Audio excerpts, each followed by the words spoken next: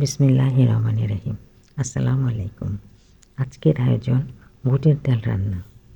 একটি পাত্রে 1 কাপ মানে 250 গ্রাম বুটের ডাল নিতে হবে। ডালগুলোকে দ্বিগুণ পরিমাণ পানি অর্থাৎ 500 গ্রাম পানি দিয়ে ভিজিয়ে দিতে হবে। 3 ঘন্টা ভিজিয়ে রাখার পর 250 গ্রাম ডাল 500 গ্রাম ডালে পরিণত হবে এবং ডালগুলো পর্যাপ্ত পরিমাণে নরম হয়ে যাবে। এদিকে একটি মশলার মিশ্রণ তৈরি করে নিতে হবে। 250 গ্রাম মাংস নিতে হবে এই মশলার জন্য। এখানে মাংসটিকে বুটের ডালের একটি মশলা হিসেবে ব্যবহার করা হবে।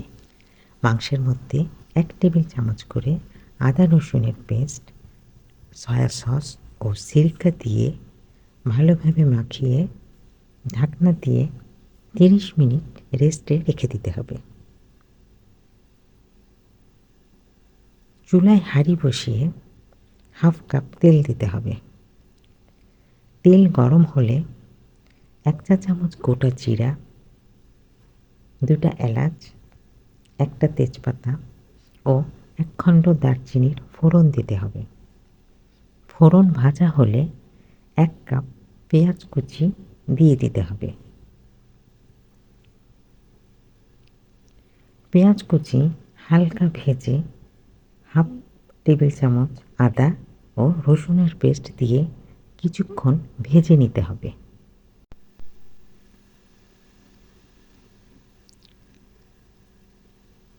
ভাজা হয়ে গেলে 1/2 কাপ পানি দিয়ে দিতে হবে।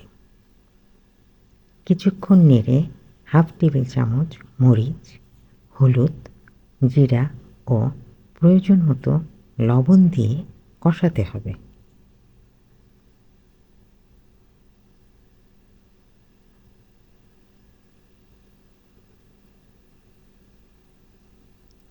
মশলার উপর তেল ভেসে উঠলে 1/2 কাপ টমেটো কুচি, 4-5টি কাঁচামরিচ, পূর্বের তৈরি করা মশলাগুলো আর মশলার বাটি ধুয়ে সামান্য পানি দিয়ে কষাতে হবে প্রায় 15 মিনিট।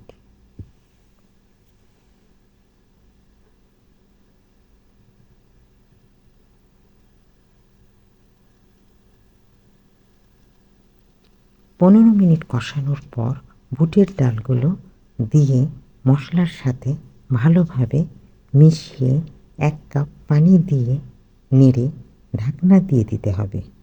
মিডিয়াম জালে 1 ঘন্টা রান্না করে নিতে হবে।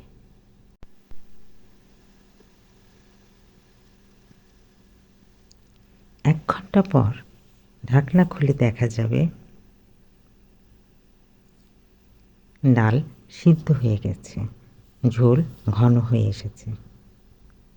এখন পরিবেশনের জন্য উপযোগী হয়ে গেছে বুটের ডাল রান্না। এই রান্নাটি রুটি, পরোটা ও লুচির সাথে খেতে ভালো লাগবে। ভিডিওটি ভালো লাগলে দয়া করে সাবস্ক্রাইব করবেন, পেজে দেখে থাকলে ফলো দেবেন, লাইক, কমেন্ট, শেয়ার দিয়ে সঙ্গে থাকবেন। ধন্যবাদ সকলকে।